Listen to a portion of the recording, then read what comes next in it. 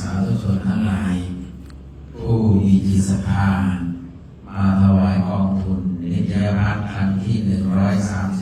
134ปีที่12เป็นมหาสังฆทานถวายพระภิกษุสามเณรผู้เล่าเรียนพระบาลีในวันอาทิตย์ที่23กุมภาพันธ์2568ในวันนี้ทั้งญาติโยมที่อยู่ในประเทศไทยและต่างประเทศวันนี้ท่านทั้งหลายนำโดยท่านศาสตราจารย์ดร.อุทิศสิริวัฒน์มาร่วมการบำเพ็ญกุศลบุญใหญ่แก่พระสงฆ์หมู่ใหญ่โดยการถวายจตุปัจจัยพอเป็นเครื่องยังชีพแก่ท่านทั้งหลายเพราะฉะนั้นเวลาท่านทั้งหลายอธิษฐานการถวายทานนี้ก็ให้ทำเหมือนกับท่านพระอนุรุทธะทุกครั้งที่มีการถวายว่าคำว่าไม่มีอย่าได้เกิดมีแก่ข้าพเจ้าทุกภพทุกชาติภาษาบาลีเนี่ยเดี๋ยวท่านจะได้ท่านศาสตราจารย์ดร.อุทิศจะได้นำพวกเราว่าอิมินาปนะทานเนนะด้วยทานนี้มาเมทริทยาอาหุขอความเป็นผู้ยากจนขัดสนอย่าได้มีแก่ข้าพเจ้านาทีติวจนามามะชื่อว่าคำว่าไม่มีมาอโหสิภวาภเวญาได้มีทุกภพทุกชาติชาติน้อยชาติไหนก็ตามภาษาบาลีบทนี้เป็นภาษาบาลีที่อนันภาระคือบุรุษอนันภาระเนี่ยได้ตั้งความปรารถนาไว้ครั้งหนึ่งบุรุษคนนี้ได้ถวายทานแก่พระปัจเจกพุทธเจ้าชื่อว่าอุปริภะถวายทานเสร็จแล้วได้อธิษฐานอย่างนี้เกิดมาในชาติตระกูลเกิดมาในตระกูลกษัตริย์ในชาติปัจจุบันในการของพระพุทธเจ้าพระนามว่าโคดมก็คือพระเจ้าของเราท่านเกิดเป็นน้องชายของพระพุทธเจ้าของเราชื่อว่าเจ้าชายอนุรุทธะซึ่งภายหลังได้เข้ามาบวชในพระพุทธศาสนาเหตุการณ์ในเรื่องนี้เราเรียกกันว่าขนมไม่มีขนมไม่มีโยมลองคิดว่าไอ้ขนมไม่มีเนี่ยมันเป็นชื่อขนมใช่ไหมมันเป็นชื่อขนมอย่างหนึ่งหรือเปล่าอันนี้ก็เป็นเหตุการณ์ที่เกิดขึ้นในสมัยนั้นนะเจ้าชายก่อนที่จะบวชเป็นเพื่อนกันทั้งหมด5เจ้าชายเลย6เจ้าชายกับเจ้าชายเทวทัตมีเจ้าชายอนุรุทธะเจ้าชายอานนท์เจ้าชายภักคุเจ้าชายกิมพีระพระเจ้าพัทธิยะเจ้าชายเทวทัตมาเล่นกันที่มาของคำว่าขนมไม่มีปีนี้เขาก็ออกสอบโดยยกวส.4สบายแต่ว่ายากขนมไม่มียังไงพอเล่นทั้งเจ้าชายทั้ง6คนเล่นไปเล่นมาครับเป็นเรื่องที่เราเล่นไปเล่นมาเจ้าชายอนุรุทธะซึ่งเป็นผู้ตั้งมาปรารถนาว่าจะชาพาก่อนแพ้ตลอดพอแพ้เสร็จแล้วเขาไม่ได้ทำนะเขาเล่นกินขนมเจ้าชายยังเป็นรุ่นเล่นกลุ่มเล่นกลีเล่นไปเล่นมาอนุรุทธะนี่แพ้ตลอดพอแพ้เสร็จแล้วก็ต้องส่งมหาเล็กไปขอขนมจากแม่จากเสด็จแม่มหาเล็กก็ต้องวิ่งไปหาขอขนมจากเสด็จแม่ตลอดเลยครั้งแรกเสด็จแม่ก็เป็นคนถามลงมือทำเองนะทอดขนมให้ลูกเอามาทานเลยเอามาแจกเพื่อเลือกกินเพราะว่าในฐานะที่ตัวเองแพ้พนันครั้งที่2ก็เหมือนกันครับครั้งที่3เหมือนกันแพ้ไป3 ครั้งแล้วมหาเล็กก็วิ่งไปถึง3 ครั้งสุดท้ายครั้งที่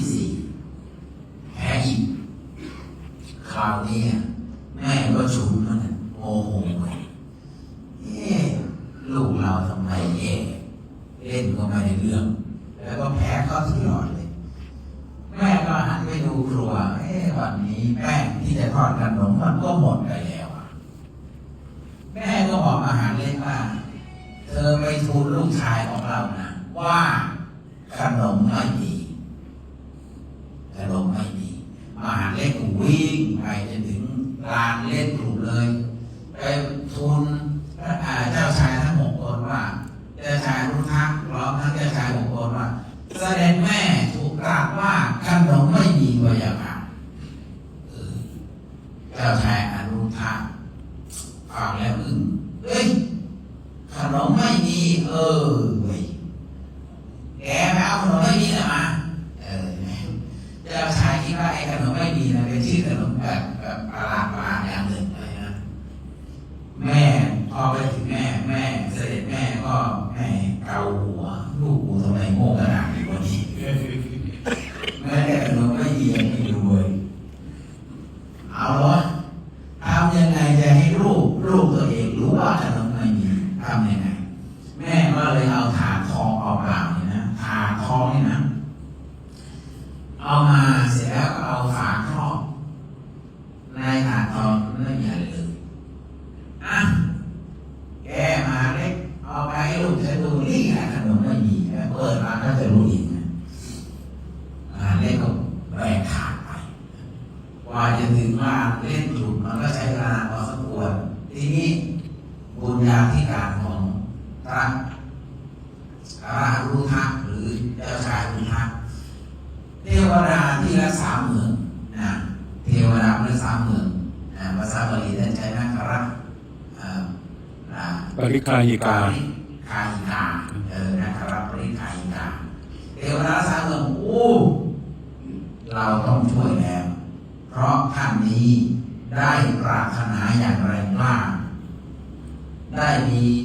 บุญที่ทำให้ได้ปางก่อนว่าอย่างนั้นเอายังไงดีกว่าก็พากันเนรมิตขนมขึ้นมาชนิดหนึ่งที่อยู่ในถาดทองแล้วก็ใส่โอชารสลงไปเป็นโอชารสของเทวดานั่งไม่ธรรมดานะใส่เข้าไปเหมือนกับเรากินพิซซ่าแล้วก็ใส่ซอสลงไปประมาณนี้นะอร่อยแต่เป็นของเทวดาใส่เข้าไปแล้วโดยที่มหาเล็กคนนั้นไม่มีสิทธิ์ร่วมรู้เลยว่าเทวดามาทำตอนไหนแกก็แบกต้องแกเรียนตามหน้าที่เทวดาใส่เข้าไปเต็มถาดพร้อมทั้งใส่โอชารสของเทวดาเป็นรสทิพย์นะทีนี้มาใส่ไปแล้วเจ้าชายและมงคลก็ดีใจโอ้ยวันนี้จะได้เจอขนมพิเศษชื่อว่าขนมไม่มีป้าเล็กก็ไปเปิดที่ลานเล่นเลยลานเล่นพวกเจ้าชายก็มานั่งเสวนากันพร้อมที่จะกินขนมนะ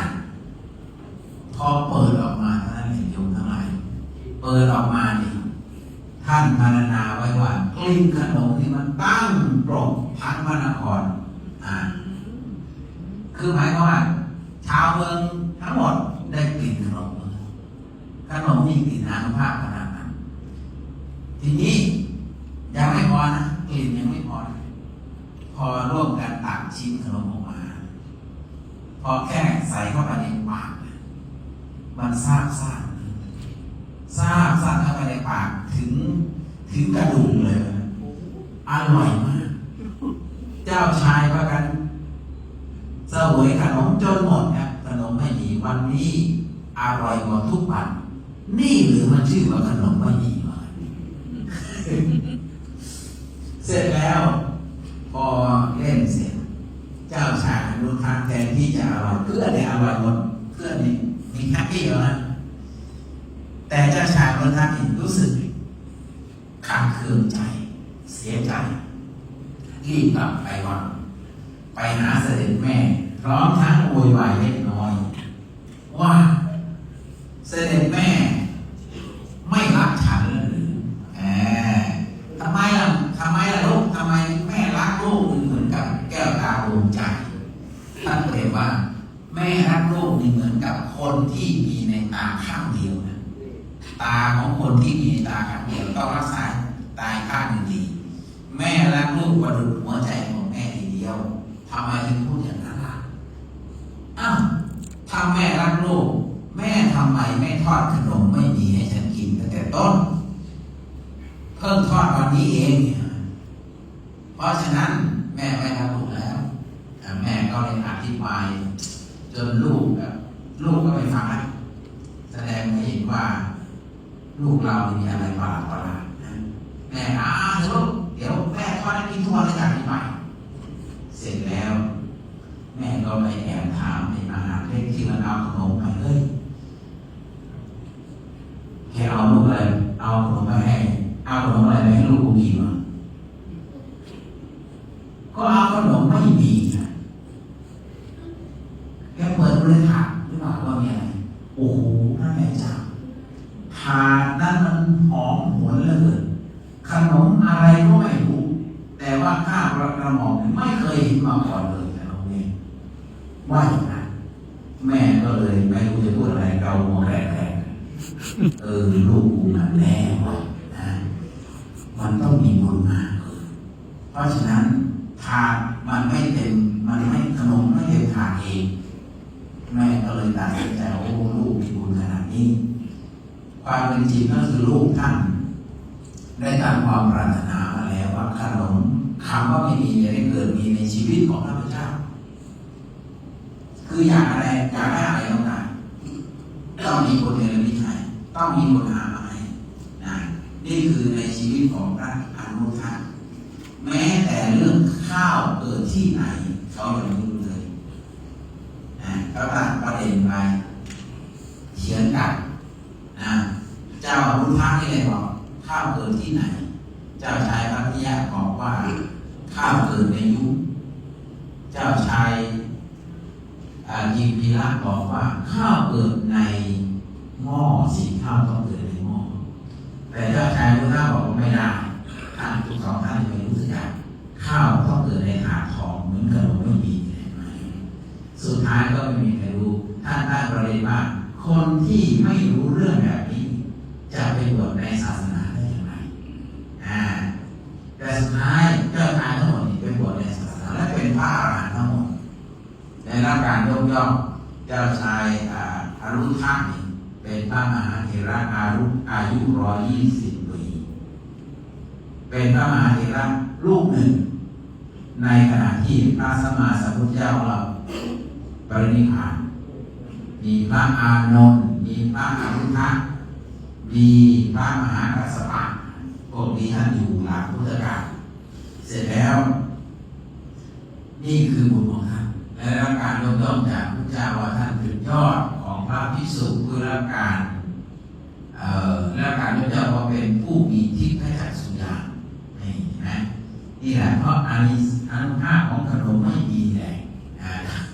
ดังนั้นท่านทั้งหลายก็อย่าได้ยินคำว่าไม่มีในชาตินี้ได้ชาติหน้า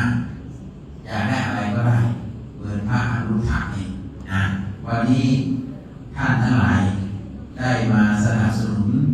กองทุนกิจการพัฒน์วันนี้มี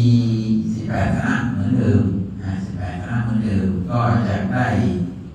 กล่าวอนุโมทนาแต่ละคณะไปเพื่อที่จะได้ทุกท่านได้อนุโม